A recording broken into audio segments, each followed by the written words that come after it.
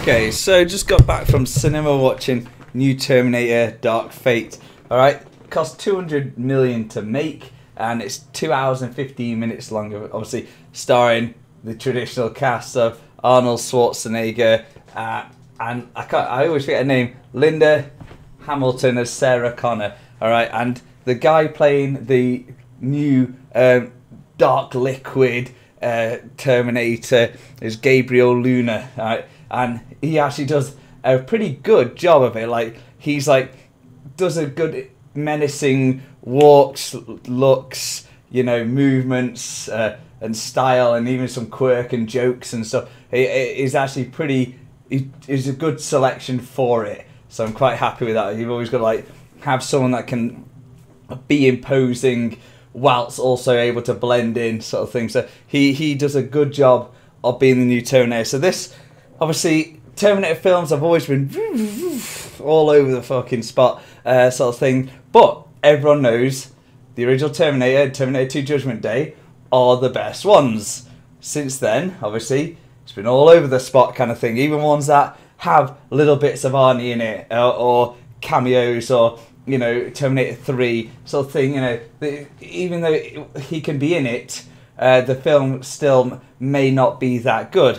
But fortunately, this one is actually pretty damn good, and it really gets way better. Like, the film's good anyway, all the way till you get to Arnie, and then it just gets better and better and better. The new Terminator, obviously, you can get him a bit boring, sort of thing. This is Terminator just hunting for the people or whatever, and they have some fights and eventually dies. But how they designed this one was really good. Obviously, he's still liquid like the T-1000 was. The future's been changed. You'll find out about that. Everyone's sort of been changed, killed off. New revolution, new basically Judgment Day kind of happened, but all different style. And so this Terminator was designed differently. They're called Rs this time, like R900 or 901s or whatever, and R101.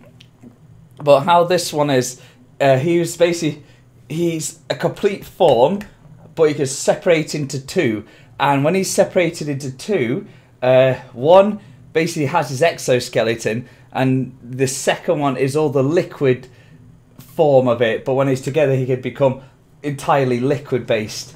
So he's obviously weakened when he's split into two, which is cool. So you start clicking onto that later on, and it is an interesting concept, because obviously when he's together, he's basically unstoppable, sort of thing. He's like hacked to pieces, everything, and he just goes to keep him back. But once he splits into two, he's then, you know, starts being exposed for the varying weaknesses that implies. But in terms of like fighting, comedy, settings, everything like that, you know, everything was satisfying.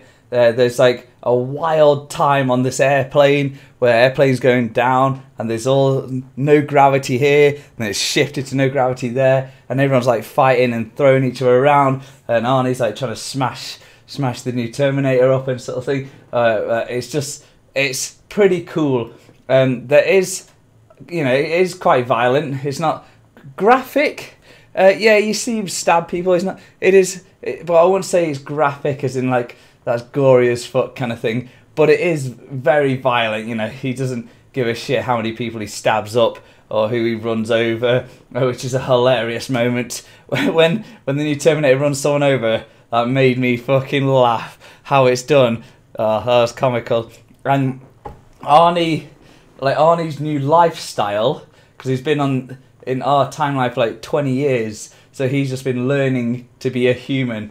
And the whole cabin scene with him, when they first meet him and explain his life, is really good. You're like instantly like, I really like this guy. You know, even though everyone loves Arnie, but how his character is like, yeah, he's really tried to be a good person. His mission's over, and he's just been left to just do his own thing. And his thing is learning and caring and adapting and basically just trying to be a human as best he possibly can in a good way.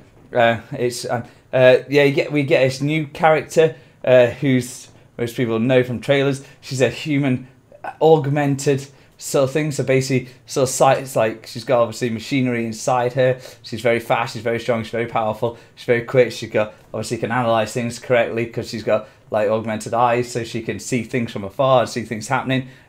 So she's pretty cool. Like I say, she's meant to be the protector of this girl she's been sent back from the future to do the protecting, and obviously that's how they bump into Sarah Connor, who's actually a bit of a dick. I think she's the one thing that annoyed me the most in this film was Sarah Connor's attitude and mentality. She was, like a lot of times she was like, just stop being a dick when she starts talking and stuff like that. She doesn't need to be. Well, she's got a lot of issues, bad past, but in most part you're just like, fucking hell, man. Like you got to stop being a dick. But I think they've done a really good job with this film.